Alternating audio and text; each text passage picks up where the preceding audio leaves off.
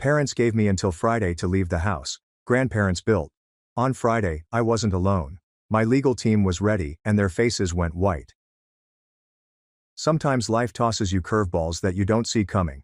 And for me, Celine, at 27, it was the gut-wrenching knowledge that my own flesh and blood would strive to take away everything my grandparents had built.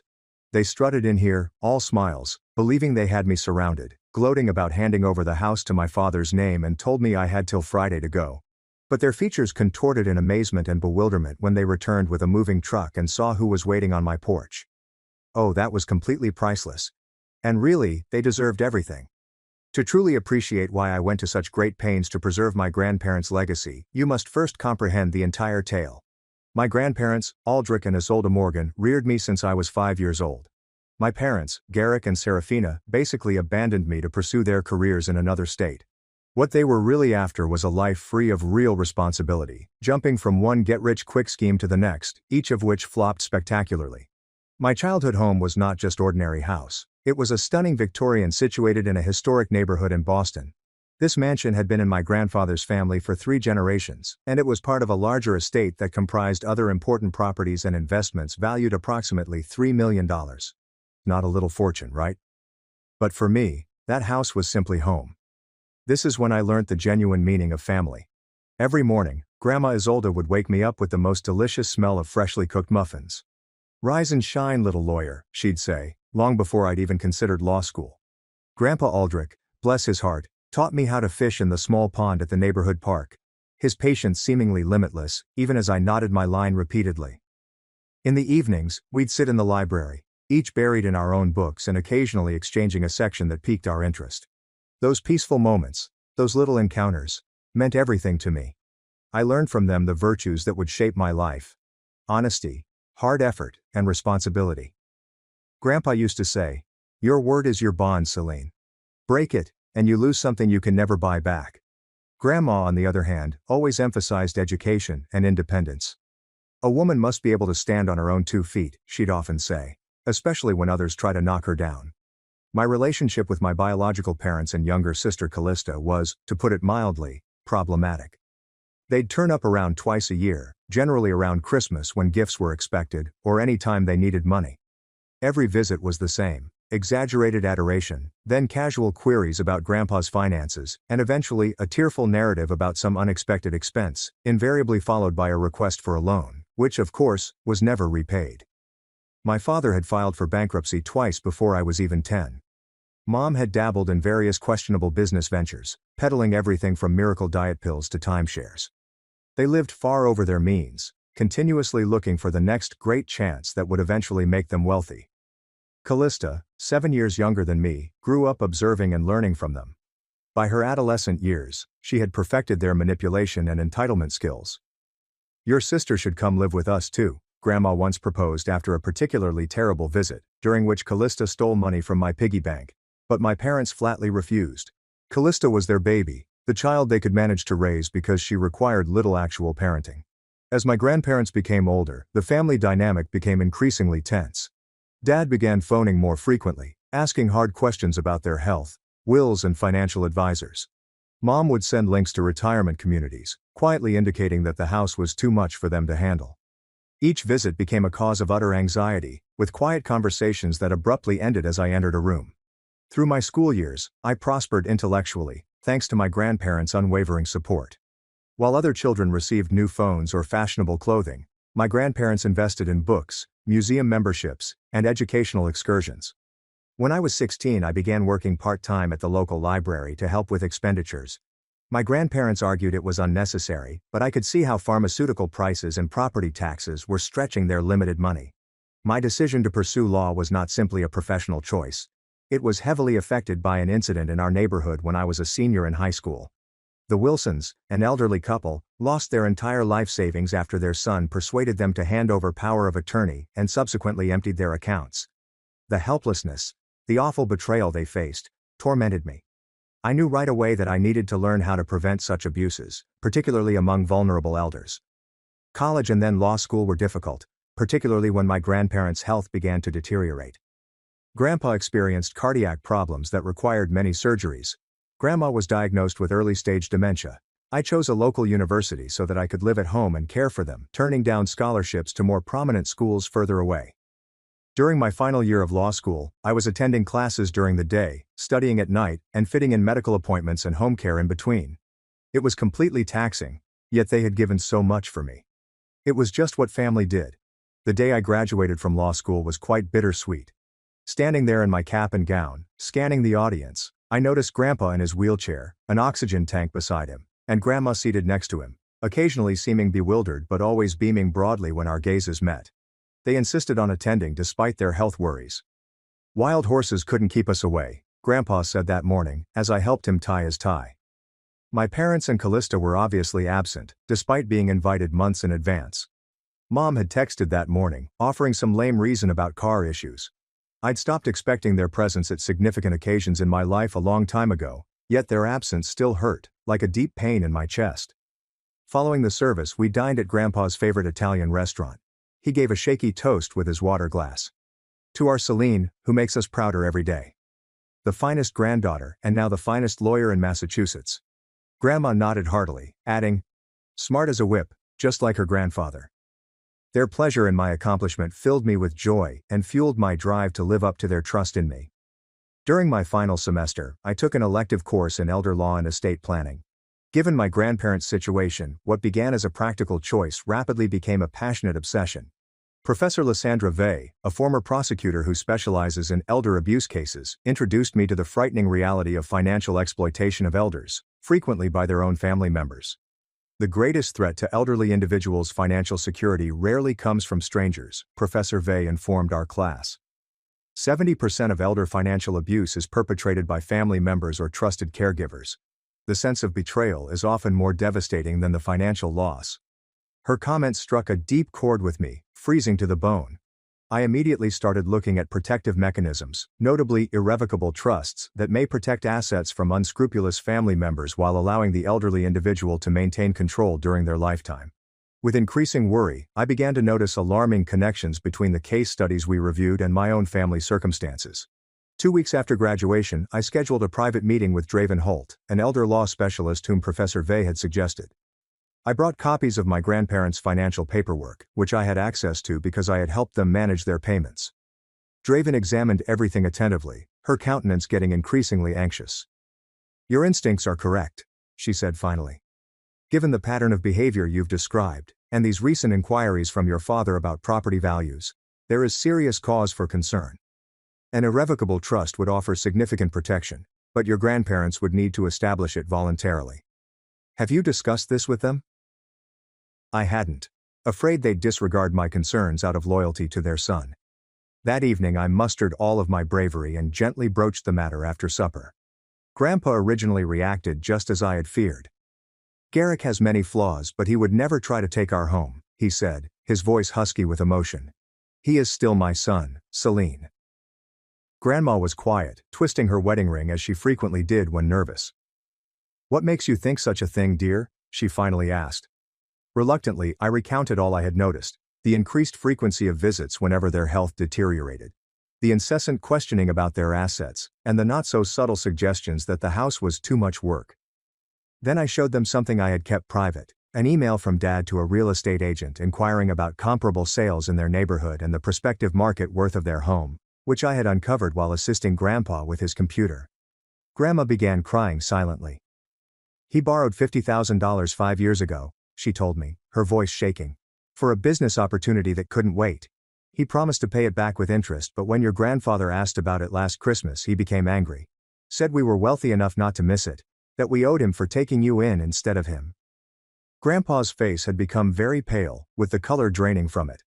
Show me that trust information again, he finally concluded, his tone heavy with resignation. 3 days later, we met with Draven Holt and began the process of establishing the Morgan Family Trust.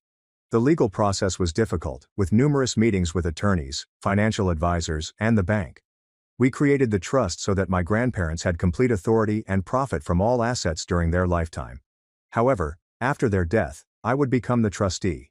The property, investment portfolio, and other significant possessions were transferred to the trust, shielding them from potential claims or manipulation.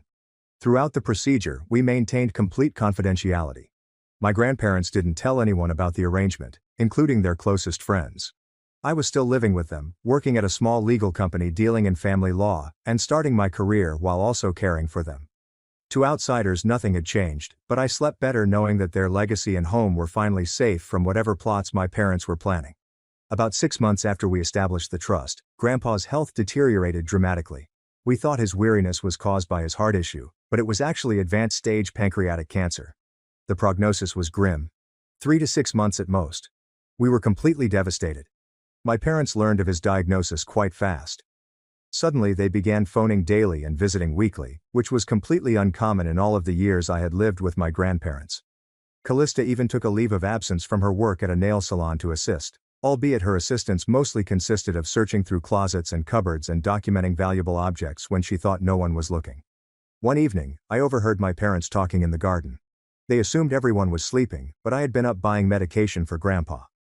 "Once the old man is gone, we need to move quickly before she has time to hide anything," my dad said.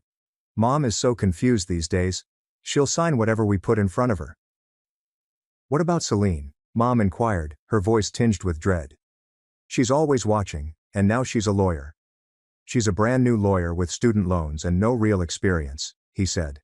"We'll offer her a small portion to keep quiet. If she makes trouble, we'll contest any will on grounds of undue influence. After all, she's been living here, dependent on them, possibly manipulating them. Who would believe her over us? The actual children." I stood frozen, the glass of water in my hand warming, as they discussed how they would sell the house, liquidate investments, and finally live the lifestyle they desired.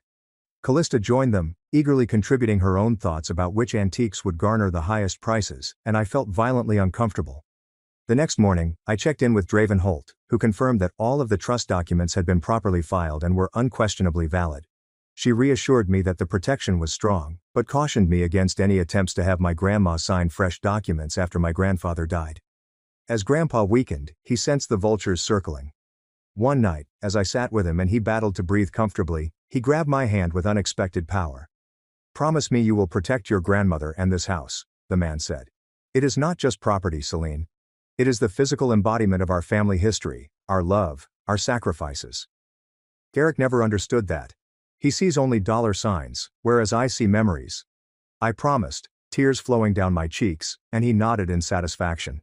He entered a coma 3 days later. He died quietly the next morning, with Grandma and me by his bedside. The funeral was quiet and solemn, exactly as Grandpa would have wanted. A few close friends, neighbors, and former colleagues came together to commemorate his life. My parents and Callista arrived 20 minutes late, dressed poorly for a funeral, and left immediately after the service, citing a long road ahead. Before departing, Dad grabbed me aside and directly inquired about the will and when it would be read. I gave a brief eulogy that highlighted Grandpa's honesty, calm wisdom, and unconditional love. Looking out at the modest gathering, I understood that a life well lived is defined by the love shared rather than the wealth earned. Grandpa had been extremely wealthy by that standard. Following the funeral, the reality of becoming Grandma's primary caregiver weighed heavily on me. Her dementia had been growing slowly, but grief has hastened her demise. Some days she recognized me immediately. On other days, she'd keep asking when Grandpa was coming home. Each time I had to gently remind her that he was no longer with her, watching her grief all over again. I modified my work schedule to allow me to spend more time at home, focusing on cases that could be completed remotely. I hired Thalia, a kind home health aide, to remain with Grandma when I was at work or in court. In the evenings we formed new rituals. Watching classic movies that Grandma recalled from her childhood, looking through old photo albums, and reading aloud from her favorite novels. These activities appeared to stabilize her, providing islands of clarity amid her increasingly hazy mental condition. My parents called on occasion, constantly inquiring about Grandma's health in a tone that appeared more like checking on an investment than expressing genuine care. I offered scant information each time, becoming more protective as Grandma's condition weakened. 6 months after Grandpa's death, Grandma contracted pneumonia. Despite rigorous treatment, her frail system was unable to combat the virus. Her dying days were spent peacefully at home, in her own bed, as she had desired. I read to her from Jane Austen, her favorite author, and played classical music that she and Grandpa had enjoyed. On her last night she experienced perfect lucidity. She stared at my hand and squeezed it. "Elizabeth," she said, misunderstanding me for my mother. "I am so proud of the woman you have become. So different from—" She trailed off before refocusing. Take care of our Celine." Before I could correct her confusion, she had fallen back asleep. She never awoke again, drifting peacefully through the night, her hands still in mine. The funeral was much smaller than Grandpa's. My parents did not attend, instead sending a generic floral arrangement and a card signed by their secretary. I wasn't surprised, just saddened by my realization of their true nature. I buried my grandma next to my grandfather at the modest cemetery where generations of Morgans repose, comforted by the fact that they were finally reunited. I returned to an empty house reverberating with memories both comfortable and disturbing. For the first time, I was genuinely alone, without my grandparents, who had served as my anchors and true north. But I was also strengthened by their loving legacy and the principles they instilled in me. I would honor them by preserving what they had created and using it as they would have liked. 2 weeks after Grandma's funeral, while I was still adjusting to the house's silence and the magnitude of my loss, the doorbell rang on a Sunday morning. When I opened the door, I saw my parents and Callista waiting there, melancholy emotions carefully placed on their faces. "Oh, Celine," Mom shouted, pulling me into a stiff hug that felt more staged than genuine compassion. "We are so sorry about Mom. We came as soon as we could clear our schedules." Dad nodded solemnly. "Family needs to stick together in times like these," he remarked, patting my shoulder awkwardly before moving past me into the foyer, his gaze already fixed on the antique furnishings and artwork. Callista, a 20-year-old dressed like a teenager, gave me a short side hug. "This house is even bigger than I remembered," she said, not trying to hide her opinion of its value. I welcomed them in with politely, offering coffee and the sweets I had purchased the day before. As we gathered in the living room, the conversation followed a script I might have written ahead of time, starting with a few inquiries about Grandma's dying days and rapidly moving on to inheritance. "Have you had a chance to look through her papers?" Dad inquired, trying a casual demeanor. "I assume there's a will that needs to be probated." "I'm handling everything," I said neutrally. Her affairs were in good order. Mom leaned forward, her voice falling to what she most likely assumed was a compassionate tone. "You must be so lonely in this big house, all by herself. It's a lot for one person to maintain." "Actually, I'm managing fine," I told myself. "I love this house." "Well, of course you do, sweetie," Mom replied with a patronizing smile. "But realistically, a young woman like you should be in a modern apartment downtown, close to other young professionals. Your father and I have been thinking we could help you sell this place and find something more suitable." Dad nodded warmly. "Property values in this neighborhood are at an all-time high. It would be smart to sell now before the market shifts. And of course," Callista said as she inspected her nail polish, "whatever comes from Grandma and Grandpa's estate should be divided fairly between family members. I mean, just because you lived with them doesn't mean you get everything, right?" Their transparency was nearly laughable. If I hadn't been so distraught and humiliated, I may have chuckled at how poorly they concealed their avarice. Instead, I just replied that I would not make any decisions concerning the house in the near future, and changed the subject. They remained for 3 days, and I found my mother looking through Grandma's jewelry box when she thought I was on a work call. My father was measuring rooms and snapping photos, ostensibly for memories. Callista was continually attempting to extract information from Thalia concerning bank accounts and safe deposit boxes. On the second evening, I strolled out onto the back porch for some fresh air and overheard my father on the phone, talking with someone about real estate valuations. "The house shows at least $3.2 million in this market," he said. "Maybe more with some updates. We just need to move quickly once we have control."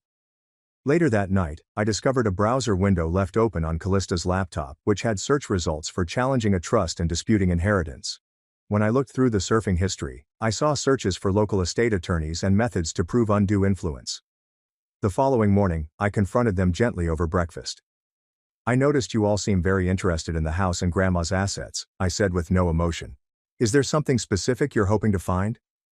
Dad flushed red but immediately recovered. "Just trying to help you sort things out, honey. You have enough on your plate with your new career and all this grief." Mom nodded vigorously. "We're just concerned about you, darling. Such responsibility for someone so young. And we want to make sure everything is fair." Callista pointed out. "Grandma and Grandpa might have been confused in their later years." I just nodded and stated I appreciated their concern, but had everything under control. They left later that day, promising to return soon to aid more. When their automobile pulled away, I called Draven Holt and informed her of the circumstances. She encouraged me to be cautious, but assured me that the trust was secure. I didn't hear from them for several weeks. I started to hope they'd accepted the situation and moved on. I was deep into a new case at work, finally establishing a routine that didn't revolve around caring, when they reappeared unexpectedly. As I was going for work, all three marched up the front way with triumphant faces. Dad was carrying a packet with documents. "Good morning, Celine," he replied, his tone tinged with feigned pity. "We hate to do this, but we need to talk about your living situation." Mom stepped forward with a strained smile. "We found some papers in our safe deposit box. An older will that your grandparents signed years ago, leaving everything to your father as their only child. We had it verified by an attorney," Callista said excitedly. "We also have papers showing the house has been signed over to Dad. The trust you think protects everything. Apparently not valid when there's a prior will." Dad extended the folder toward me. "We're not unreasonable. We'll give you until Friday to pack your belongings. We've already found a buyer for the house." I glanced at their smug expressions and the folder containing what I was sure were bogus documents and felt a strange peace settle over me. "You really think I would let that happen?" I murmured gently. Their confidence wavered briefly, but Dad immediately recovered. "This is happening whether you like it or not. Friday, Celine. Be out by noon." When they turned to leave, I called after them. "Before you do anything irrevocable, you might want to consult a better lawyer. One who knows the difference between a genuine will and a fabrication." Dad's face clouded. "Don't threaten me, young lady. You're not the only one who knows about the law." With that final shot, they fled, completely certain in their victory. When my family left with their threats and phony documents, I went into action. My legal training kicked in, as did the powerful protective impulses that my grandparents had instilled in me. It was no longer simply about the inheritance. It was about keeping my vow to maintain my grandparents' legacy, while also standing up to years of manipulation and entitlement. First, I called Calum Ward, my firm's top litigator and fraud specialist. "Can you come over tonight?" I inquired. "My family is trying to steal my grandparents' estate with forged documents. They're giving me until Friday to vacate." Calum arrived within an hour, accompanied by his paralegal. I put out everything: the trust documents, my grandparents' medical certificates demonstrating they were competent to sign, the diary I'd kept scrupulously chronicling my parents' suspicious behavior, and my memory of the bogus claims they'd just made. "If what they showed you is what I think it is, they are committing several felonies," Calum stated, his demeanor severe. "Forgery, fraud, attempted theft by deception. But we need to see those documents to be certain." My next call went to Draven Holt, who had helped form the trust. "They're making their move," I informed her. "And it's as brazen as we feared." Draven remained reassuringly quiet. "The trust is ironclad, Celine, but we should file for an emergency injunction to prevent any recording of fraudulent deeds or transfers. I'll draft it tonight and file first thing tomorrow." As my legal team prepared, I moved to actual security measures. I called a locksmith, and he arrived that afternoon to change all of the locks in the house. Next, I hired a security company to install cameras at all entrances. By evening, the house was secure from unauthorized intrusion.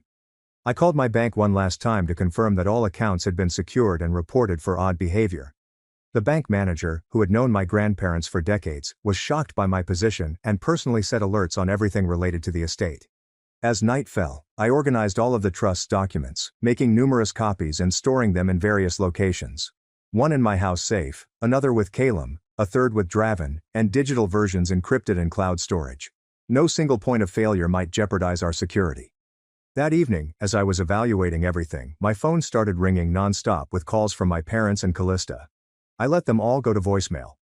The texts began gently, with Dad recommending we speak it out like adults, but gradually escalated into explicit threats. "You have no idea who you are messing with," was my father's final voicemail. "And you will respect me. That house and money are rightfully mine, and I will have them one way or another." The next morning, I met with a bigger legal team led by Calum and Draven. Mireille Duval, a specialist in estate litigation, examined our documentation and approach. "Their claim about a prior will taking precedence over the trust is completely without merit," she informed me. "Once assets are transferred into an irrevocable trust, they are no longer part of the estate to be distributed by will. Any competent lawyer would know this, which suggests they either have a very bad attorney or, more likely, no legitimate attorney at all." We devised a multifaceted strategy. First, an injunction prohibiting any property transfers. Second, a cease and desist letter questioning their bogus claims. And third, Preparation for a possible lawsuit for harassment and attempted fraud if they persisted. What about the documents they claim to have? I asked them. The supposed earlier will and property transfer? If they attempt to file those anywhere, we will immediately challenge them as fraudulent, Mireille told me. We have substantial evidence of your grandparents' intentions through the properly executed trust. Plus we have their medical records showing they were mentally competent, the ongoing journal you kept and witnesses like Thalia who can testify to their clear wishes. While the legal team worked, I began gathering information regarding my parents' history of financial impropriety through diligent study and contacts from law school. I documented my father's 2 bankruptcies, a tax lien, and a small claims judgment against my mother for a failed business venture in which she received investments but never produced anything. By Thursday afternoon my family's desperation was evident. Callista wrote a rambling letter on social media, saying that I had misled our sick grandparents and stolen the family legacy. She tagged extended family members and elderly neighbors, in an attempt to rouse public opinion against me. My parents adopted a more direct approach, showing up to my law practice unexpectedly, and wanting to talk with me. When the receptionist stated that I was in court, they refused to go, raising such a scene that security had to remove them out.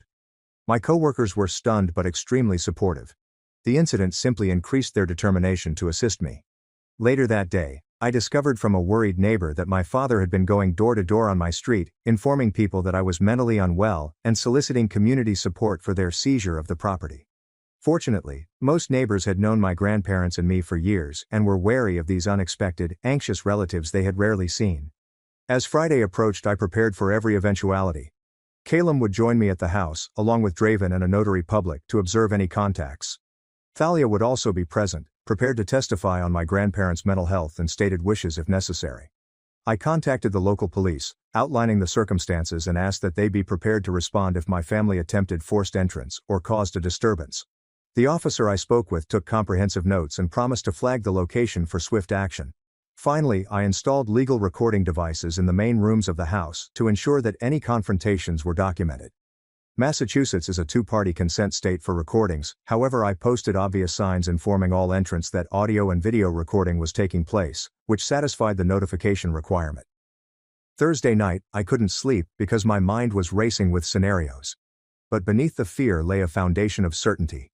I was doing exactly what my ancestors would have wanted. Safeguarding the home they had lovingly preserved for generations from people who saw it solely as a source of income. Whatever happened tomorrow, I would confront it with the courage and integrity they had instilled in me. Friday morning dawned sunny and bright. A wonderful spring day that entirely contradicted the storm developing in my household affairs.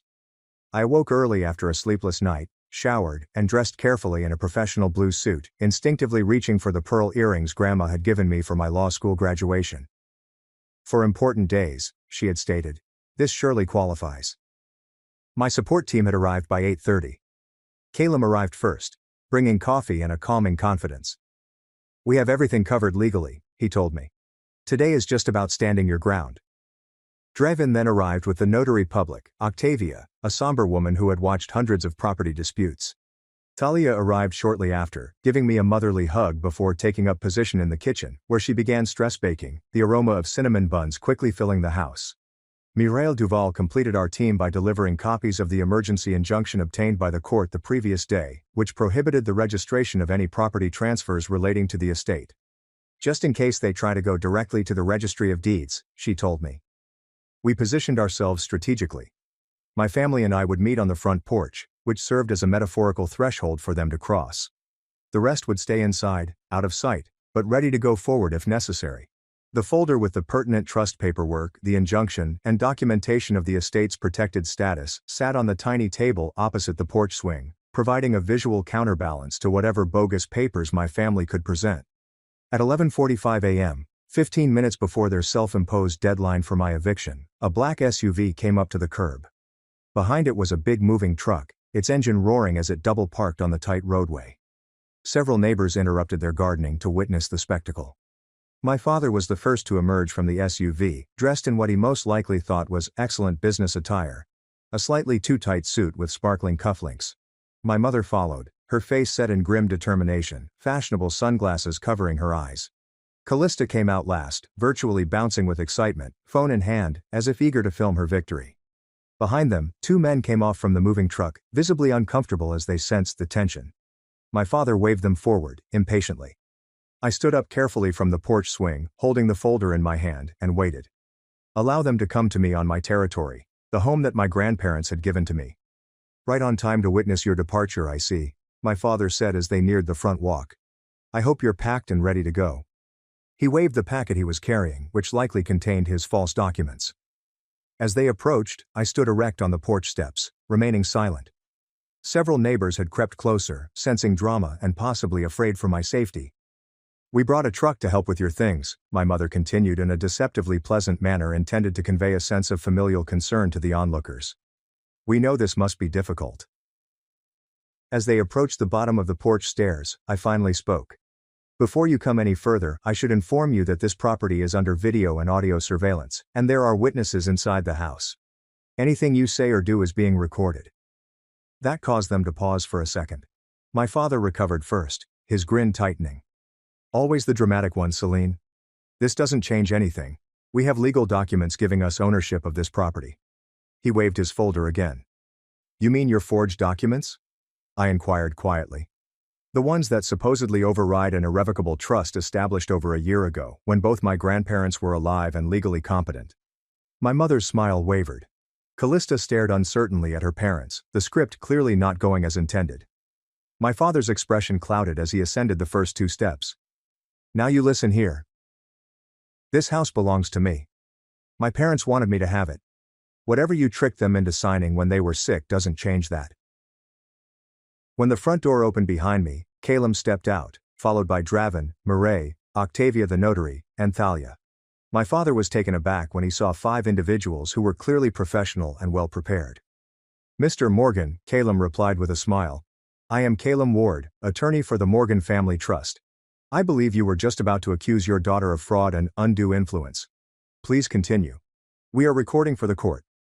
My father's mouth opened and closed silently. My mother grabbed his arm and whispered urgently. The moving truck men moved uneasily, with one checking his watch. Perhaps you should inform the movers that they will not be needed today, I said quietly. Or any day. My father finally found his voice and said, This is ridiculous. I have a legal right to this property. I have documentation right here. He waved the folder again, but made no attempt to open it. Murray walked forward, her professional manner unflappable. As counsel for the estate, I must inform you that we have obtained an emergency injunction preventing any recording of fraudulent property transfers related to this estate. She held out a copy of the court order. Additionally, I should warn you that presenting forged documents is a felony in Massachusetts, punishable by up to 5 years in prison. My father's face lost its color. My mother stepped forward, taking a different approach. Celine, honey, there has clearly been a misunderstanding. We only want what is best for the family. Perhaps we can discuss this privately, without all these people. There is nothing to discuss, I stated firmly. Grandma and Grandpa established the Morgan Family Trust to protect their assets and legacy. All properties and investments are held by the trust, which I manage as the designated trustee. This was their choice, made freely while they were alive and well. Any documents you have claiming otherwise are fraudulent. My father's irritability bubbled over. This is not over, Celine. I am your father. That counts for something legally. I will fight this to the Supreme Court if necessary. I will make sure everyone knows how you manipulated 2 elderly people. Your reputation will be ruined.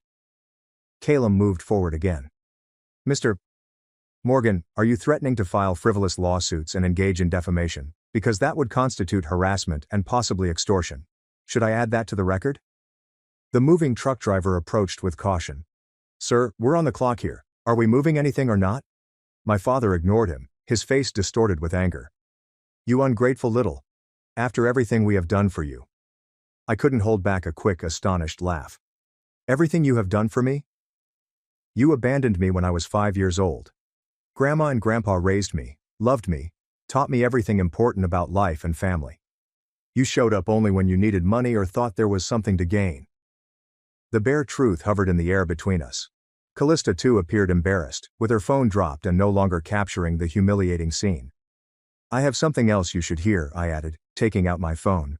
I played the recording I had taken of their chat in the yard during Grandpa's final days, their voices clear as they plotted to use Grandma's bewilderment and completely block me out. My mother gave a gasp.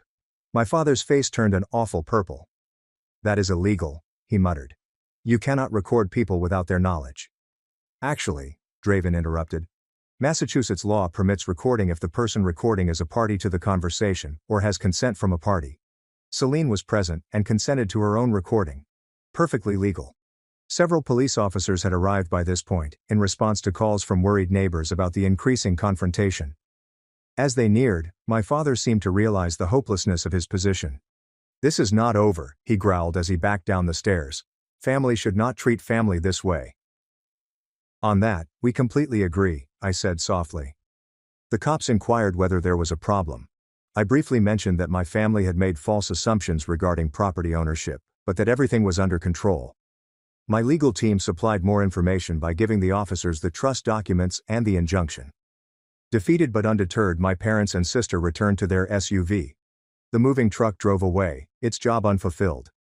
As they drove away, I felt no triumph, only deep regret for what family should have been, but never was in my situation. Thalia gripped my shoulder. "Your grandparents would be very proud," she added softly. "So very proud." Standing on the porch my grandfather had constructed, surrounded by people who had showed more concern and loyalty than my biological relations, I realized she was correct. It had never been about money or property. It had been about honoring the genuine meaning of family and keeping the promises we make to those we care about. Following the incident on the porch, numerous practical problems needed to be addressed. Calum completed the necessary papers to establish a permanent record of the trust's legitimacy and my role as trustee. Draven assisted me in obtaining further legal protection against potential future problems. The local police, already familiar with the situation, increased patrols past the house for several weeks. Most surprisingly, the district attorney's office approached me about filing charges for attempted fraud and forgery. Despite my family's activities, I decided not to seek criminal charges against them. Not because of residual affection, but because I knew my grandparents would have preferred that I take the high road. The DA supported my decision, but he kept the case open just in case. For several months I lived with chronic anxiety, leaping at unexpected sounds and frequently monitoring security camera feeds. My parents attempted a couple more contacts, swinging between threats of unending litigation and heartfelt calls to family devotion. When it became evident that the trust was truly unbreakable and that I had substantial evidence of their false objectives, the correspondence ceased immediately. Living alone in the house that had formerly been filled with my grandparents' love and wisdom was both comforting and painful. Every room contained memories. Grandpa reading in his favorite chair by the fireplace, Grandma humming in the kitchen as she cooked Sunday supper, and the two of them dancing slowly to old records in the living room while they thought I was upstairs studying. The silence was occasionally unbearable. I found myself talking aloud to them, asking for advice or simply sharing my day, just as I did when they were still living. Sometimes I imagined hearing Grandpa's deep chuckle or smelling Grandma's perfume. Grief, I realized, does not take a straight route. It returns unexpectedly, prompted by a familiar sound or the change of seasons. Recognizing that I needed help processing what had happened, I began visiting Dr. Ira Vaughn, a grieving and family trauma therapist. Her patient questioning helped me untangle the complicated emotions. Grief for my grandparents, rage at my parents, betrayal, guilt for occasionally wishing for a normal family, and a profound loneliness that appeared to have no bottom. "What you are experiencing is complicated grief, Dr. Vaughn remarked during one session. You are not only mourning your grandparents, but also the loss of the idea of family as it should be. That is a significant double loss. Working with Mary taught me to divorce my parents' conduct from my own worth. To understand that their avarice and manipulation were a reflection of their character defects, not my own failures.